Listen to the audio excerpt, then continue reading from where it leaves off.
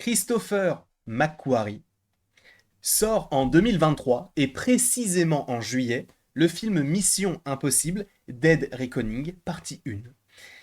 Et sachez qu'avant il y a quelques jours maintenant, je n'en avais vu aucun, à part le 4. Et en réalité, je n'avais donc aucune notion, aucun background entre guillemets en lien avec l'univers de cette saga qu'est Mission Impossible.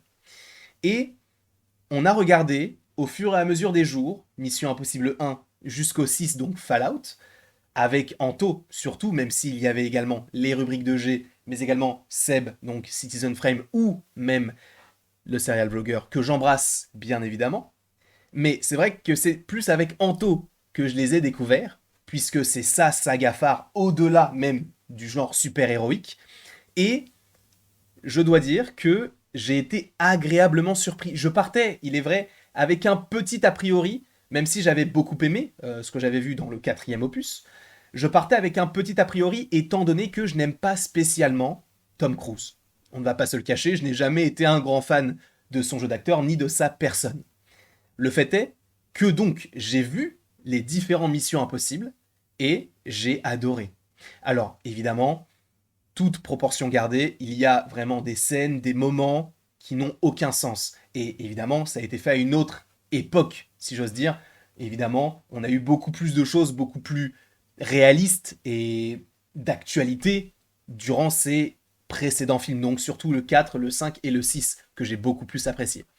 Dans le 1, le 2 et surtout le 3, il y a beaucoup de choses qui ne m'ont pas plu. Mais justement, revenons un petit peu sur toute cette saga avant le prochain trailer qui devrait, je suppose, sortir d'ici mai 2023, puisque le film est censé sortir en juillet et cela pourrait accompagner assez simplement la sortie des Gardiens de la Galaxie volume 3, qui sort donc début mai. Mais revenons sur cette saga. Alors évidemment, il y a beaucoup de choses à dire. Déjà, évidemment, le générique, le côté on allume la mèche et boum, ça lance le générique, tout ça. Évidemment, il y a des codes à respecter qui ont été établis, notamment même dans les séries beaucoup plus anciennes que les films. Et je dois dire que Ethan Hunt m'a surpris par rapport à son intériorité. C'est vrai qu'il y a quelque chose que je n'ai pas spécialement apprécié, et ça, depuis, si je ne dis pas de bêtises, le troisième opus, peut-être le quatrième, où on découvre donc Michel Managan, donc qui deviendra en partie son love interest pour plusieurs épisodes, et avec cet arc qui se ferme dans Fallout le dernier. Je dirais que l'intériorité, et c'est vrai que c'est Anto qui me l'a souligné surtout, l'intériorité du personnage par rapport à son côté un peu sentimental, le fait qu'ils doivent jauger, ou en tout cas alterner entre ses missions impossibles et sa vie de famille, en tout cas sa vie de couple, c'est vrai que c'est très compliqué, et on a cette psyché qui est établie sur plusieurs films. Et ça, c'est quelque chose que j'aime beaucoup, parce qu'en général, dans ce genre de film, c'est on a un personnage principal et on a un love interest qui change au fur et à mesure des films. Là, pour le coup, on a des personnages qui restent, il y en a qui partent, il y en a qui restent, etc. Mais, en tout cas, par rapport à son love interest, il reste ancré un petit peu dans sa tête. Parce qu'il y a toujours ce côté où je veux la protéger, etc. Même si on est loin l'un de l'autre, même si elle refait sa vie, il y a ce côté qui est très intéressant par rapport au personnage d'Ethan Hunt. En tout cas, le côté sentimental. Mais je sais que ce n'est pas ce qui prime sur un film comme Mission Impossible, où on s'attend à avoir des cascades, des effets spéciaux, vraiment des scènes d'action de folie. Mais il faut quand même le rappeler que un film, c'est censé nous procurer des émotions. Et des émotions, on peut en procurer en jouant, justement. Et le côté amoureux, le côté où il est un petit peu torturé par ce qu'il peut se passer dans sa tête et dans son cœur, je trouve que c'est très intéressant. Et pour le coup, je dois le dire, c'est un très bon personnage, très bien écrit. Alors évidemment, il change au fur et à mesure des films, mais de manière assez drastique, notamment durant la première trilogie, si j'ose dire, où justement on a différents petits personnages qui viennent interagir avec Ethan Hunt, et même on a aussi différents réalisateurs, donc une vision totalement différente de tout ce qui a été fait. Évidemment, Christopher McQuarrie, qui est arrivé pour le 5, le 6 et qui va faire donc le 7 et le 8, a réutilisé ce qu'a fait le réalisateur du quatrième. Je sais qui c'est, mais je vais pas le mentionner parce que c'est vraiment un fils de Yinch. Mais donc il a réutilisé certains aspects de ce qu'avait déjà fait Ethan Hunt dans ses films à lui, et je trouve que c'était plus disons, mieux expliqué. dans cette seconde trilogie, là où la première trilogie est un petit peu disparate, notamment en termes d'écriture, de méchants, en termes de missions impossibles, etc. Bref, pour le coup, c'est un bon personnage, bien écrit, surtout vers la fin. Enfin, surtout vers la fin, surtout vers ce que j'appellerais donc la deuxième trilogie de cette saga, même si ce n'est pas forcément comme ça qu'elle s'établit, puisque de toute façon, il y aura un septième et un huitième film, à voir s'il y aura encore un après. Mais en tout cas, pour le coup, très bon personnage, donc Ethan Hunt, j'ai vraiment beaucoup apprécié, en tout cas son intériorité, au-delà de ses cascades, au-delà de ses cascades, pardon, oulala, la petite bifurcation linguistique, mais revenons sur ces cascades. Le frérot, il a escaladé le Burj Khalifa, qui est donc la tour la plus haute du monde. Il faut le faire, d'accord? Il a fait ça, il a été accroché à un hélicoptère, notamment dans le dernier Fallout. Là, dans le Dead Reckoning, on voit dans le trailer qu'il saute d'une falaise avec une moto et il la lâche. Il fera quoi dans le prochain? Il va aller dans l'espace. Apparemment, il y a vraiment un film qui est supposé aller dans l'espace. Enfin, en tout cas, il est supposé jouer dans l'espace. Il défie toutes les limites qui ont été établies dans le cinéma. Alors, c'est louable pour certains, pour d'autres, ça fait trop. Personnellement, je trouve que c'est vraiment incroyable. Qu'on aime ou qu'on n'aime pas l'acteur, il faut le dire, ce qu'il fait, ça n'a jamais été fait. Après, oui, possiblement, il y a ce côté peut-être un petit peu mégalo dans le sens où il doit se dire je veux le faire en premier, même si ça a déjà été fait, notamment du côté de la Russie, même si je crois que le film n'est pas encore sorti. Mais il veut toujours se surpasser, toujours faire plus que le film précédent. Et c'est peut-être aussi, du coup, un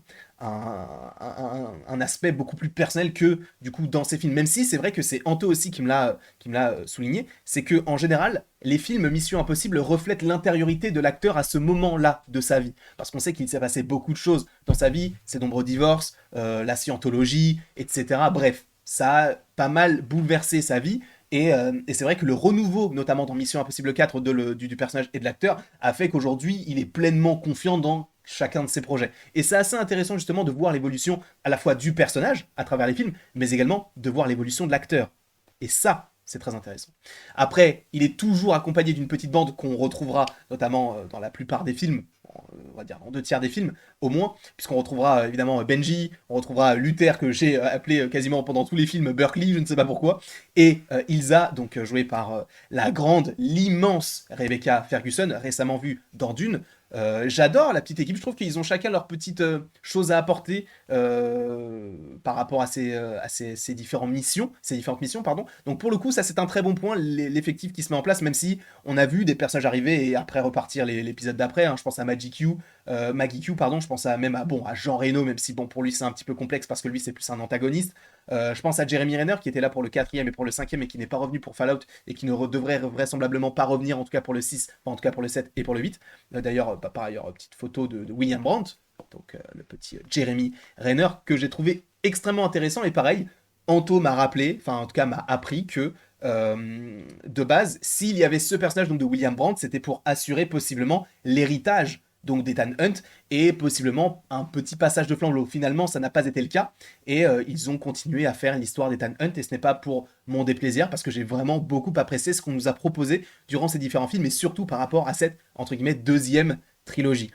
En revanche, là, c'est vrai que je loue un petit peu toutes les qualités de la saga, mais il y a vraiment beaucoup de problèmes et ce n'est pas en lien avec lui parce que lui, donc Auguste, interprété par Henry Cavill dans le dernier donc le film Fallout, c'est, selon moi, avec évidemment celui, je ne me souviens plus de son nom, mais celui qui est présent dans le 5 et le 6, qui est le grand méchant, mais ils sont tous les deux, selon moi, les seuls bons méchants. Parce qu'en réalité, les méchants d'avant, ils sont vraiment pas fous. En fait, c'est assez paradoxal, c'est que Mission Impossible, c'est une saga qui est culte, avec le générique, avec la musique, avec évidemment Ethan Hunt, etc. Mais il y a des choses qui n'ont aucun sens. Là, les méchants dans le 5 et dans le 6 sont cohérents. Et dans les 1, 2, 3, 4, bon, peut-être pas dans le 4, mais en tout cas dans le 1, 2, 3, ils sont anecdotiques au possible. Dans le sens où je ne me souviens même plus de ce qu'ils veulent faire. Alors il y a souvent eu ce côté, notamment dans le 1 et dans le 3, ce côté armes biologiques, la patte de lapin, tout ça. Ok, mais ce sont des choses qu'on a déjà vues en fait dans la saga. Donc pourquoi le refaire une deuxième fois juste en changeant les acteurs? Alors je veux bien que les antagonistes aient des particularités, soit qu'ils fassent partie du syndicat, même si ça c'est plus pour la deuxième partie, mais qu'ils soient qu'ils fassent ça pour l'argent, qu'ils fassent ça pour la renommée, etc. Ils ont tous leurs petites singularités, mais au final, la finalité pour le coup reste la même. Et en plus de ça, je voulais revenir sur la scène, tout film confondu, qui est selon moi la plus ridicule au monde, et elle est dans cette saga. Cette scène-là, c'est ça. Avec ce petit Théodore, interprété par Laurence Fishburne. Ça, c'est dans Mission Impossible 3, si je ne dis pas de bêtises, où justement, ça, c'est la toute fin du film, où on a ce personnage qui dit à Ethan Hunt, bah voilà, bravo, vous avez gagné. On a récupéré ce qu'il nous fallait. Et Ethan Hunt dit, mais bah, pourquoi faire en fait on a fait tout ça, mais c'est pourquoi. Et Théodore lui dit, bah restez et vous verrez. Fin du film. Ça veut dire que le principe même du film, dans le troisième, réalisé par J.J. Abrams, on le rappelle, le principe même du troisième film est occulté. C'est-à-dire que Ethan Hunt fait tout ça, mais on ne sait pas pourquoi. Et ça me pose un énorme problème. Ça fait genre, ah bon bah, tu as tué 170 personnes. Ça marche, ça marche. Pourquoi? T'inquiète. C'est exactement ça. C'est exactement ça. Et ça me pose un problème. Après, encore une fois, il y a d'autres scènes qui n'ont aucun sens.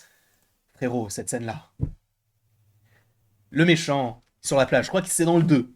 Et même, bon, le 2, vraiment, il y a des scènes qui sont vraiment, excusez-moi, mais nulles.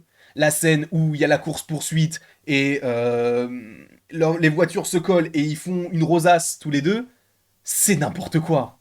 Alors je veux bien que ce soit Mission Impossible, qu'on ne s'attarde pas là-dessus, mais pour le coup, en fait, ça nous sort totalement du film et ça apporte un élan romantique très étrange qui n'a pas lieu d'être dans cette scène-là en tout cas. Bon, après, ce n'est que mon avis, hein, bien sûr. Mais la scène de la plage où tu as l'antagoniste qui pointe Ethan Hunt pendant 5 minutes, il a le temps de lui tirer dessus. Et il ne lui tire pas dessus. Ethan Hunt a le temps d'aller vers le pistolet, de lever la jambe, de lever le pistolet qui est dans le sable, de le prendre le pistolet et de lui tirer dessus. Et l'autre, pendant le temps, il fait ça. Voyons voir ce qu'il va faire. Bah, c'est vrai que j'ai des balles. Hein. Ouais, bah, j'en ai 800 dans mon mini chargeur. Et bah, on va attendre qu'il me tire dessus et après on verra ce que je fais. Tu vas rien faire, frérot. Tu n'as rien fait. Et tu es mort. Ce n'est pas grave, mais c'est aussi pour le côté un peu genre spectaculaire. Genre il lève le pistolet, il récupère et boum. C'est pas ouf. Et ça, évidemment, ce sont des choses que j'ai repérées surtout dans les trois premiers. Après, dans les 4, 5, 6, ce sont pas des masterclass, mais en termes d'action, en vérité, on a rarement vu ça. Et en fait, ce qui est d'autant plus intéressant, c'est le fait qu'il fasse ses cascades lui-même et ce ne sont pas des mini-cascades. Le mec, il est accroché à un putain d'avion qui vole.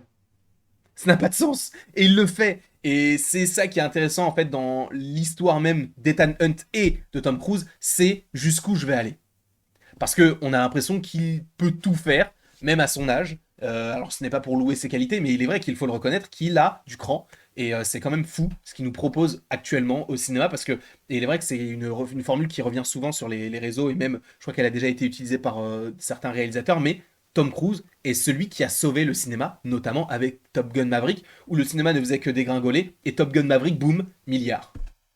Il a sauvé l'industrie. En partie. Parce que justement, il a réussi à bien coordonner certaines choses, à faire attention à ce que tous les tournages pendant le Covid se passent comme il se doit. Il y a une vidéo où justement il crie sur certaines personnes en disant de mettre leur masque parce qu'il ne veut pas que le film soit retardé, parce qu'il y a vraiment des choses qui doivent se faire de cette manière et pas d'une autre. Et c'est assez intéressant de voir la manière avec laquelle il est impliqué dans certains projets. Et pour le coup, on ne peut pas lui enlever. Ça, on ne peut pas lui enlever. Donc, pour un avis global, si je devais donner une note à cette saga, je donnerais la note de 15 sur 20. Parce qu'il y a vraiment des choses qui sont géniales, mais trop d'antagonistes qui se servent à rien, des scènes qui sont un peu trop kitsch, le côté où il y a un masque, c'est intéressant, alors je veux bien que ce soit un petit peu l'âme de Mission Impossible, mais actuellement je trouve que c'est trop, en fait ça fait trop. Donc à voir évidemment, je pense qu'ils vont réutiliser ça aussi dans le 7 et dans le 8, mais c'est vrai que pour l'instant, je suis pas forcément fan de l'idée de tout cela, mais en tout cas, dans sa globalité, la saga, je l'ai vraiment beaucoup appréciée. Après, je pense que je l'aurais peut-être un petit peu moins apprécié si on n'avait pas fait ça en live et pas fait ça avec Anto, en partie surtout. Parce que Anto, justement, apportait cette expertise Il apportait ce côté un petit peu avec des petites anecdotes, en réexpliquant certaines choses qu'on n'avait pas forcément compris, etc. Donc pour le coup, je pense que j'aurais beaucoup moins apprécié la série, en tout cas la série de films, si il n'avait pas été là en regardant avec moi en watch party. Donc bien évidemment, lien de la chaîne d'Anto en description. Par ailleurs, il a déjà fait un live qui est sorti, enfin en tout cas qu'il a fait vendredi soir, afin justement de réévoquer la deuxième trilogie de la saga. Bien évidemment, il en avait fait un il y a peut-être 1 ou 2 semaines sur les 3 premiers films, donc je vous invite fortement à aller voir ces deux petits lives, sachant que le premier fait quand même 3 heures, enfin près de 3 heures, donc ça sera beaucoup plus complet que la petite vidéo que je peux vous faire moi à mon humble échelle de simple spectateur qui vous fait une petite vidéo comme ça pour vous donner son avis à chaud. Oh, l'élocution, elle était bonne là, non? Je ne sais pas, quoi qu'il en soit. Je vous remercie. Oh putain, non, bah, frère, il fallait que je me fasse un compliment pour que ça rate après. Mais en tout cas, je vous remercie grandement d'avoir regardé cette vidéo. N'hésitez pas à l'aimer, à la partager, à la commenter et à vous abonner. Cela me ferait bien évidemment extrêmement plaisir. Et après tout ceci, il ne me reste plus qu'à vous dire à la prochaine pour la prochaine. Et j'avais pas du tout prévu de cliquer sur le bouton. Bisous. Donc je ne peux que vous conseiller de voir les films, même si je suppose que si vous regardez cette vidéo, c'est que vous les avez tous vus. J'espère que vous avez apprécié cette vidéo, et pour reparler de cette saga, rendez-vous pour le deuxième trailer.